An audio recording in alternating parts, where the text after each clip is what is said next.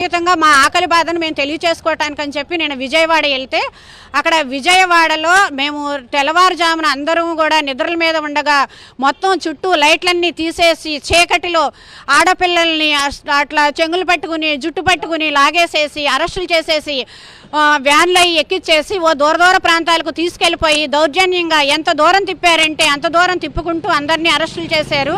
మేమేమీ అడగలేదు కదా. జగన్మోహన్ రెడ్డి గారి ప్రభుత్వంలో ఉండగా మేము 42 రోజులు సమ్మె చేసినప్పుడు మీరే వచ్చి మా టెంటుల దగ్గరకు వచ్చి మన ప్రభుత్వం వస్తే అమ్మ మేము వచ్చేమంటే మీకు జీతాలు పెంచుదాం, మీరు నా అక్కా చెల్లెమ్మలు అనుకుంటూ ఎక్కడికక్కడ ప్రతి టెంటుల్లోకి మీ వాళ్ళే మీరే వచ్చి మాకు జీతాలు పెంచుదామన్న మీరు ఈరోజు మీ మాట నిలబెట్టుకోలేకపోయారు. మాట నిలబెట్టుకుంటారేమో సర్లే అని చెప్పి మేము కూడా ఈ 22 నెలల నుంచి కూడా మీరు ఇంకా మంచి మాట చెప్తారు, మాకు మంచి మాట చెప్తారు, జీతాలు పెంచుతారని మేము కూడా ఎంతో సహనంగా ఎదురు చూసాము.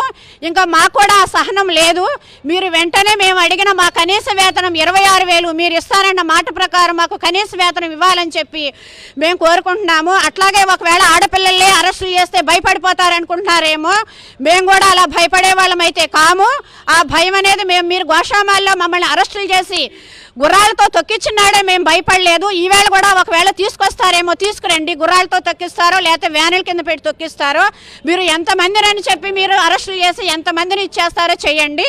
మేమైతే మాత్రం మా జీతాలు పెంచే వరకు కూడా మేము ఈ సమ్మెనైతే మాత్రం విరమించుకోము. అరెస్టులకు భయపడతామని అనుకుంటున్నారేమో, తిప్పండి, ఎంత దూరం తిప్పుతారో తిప్పండి.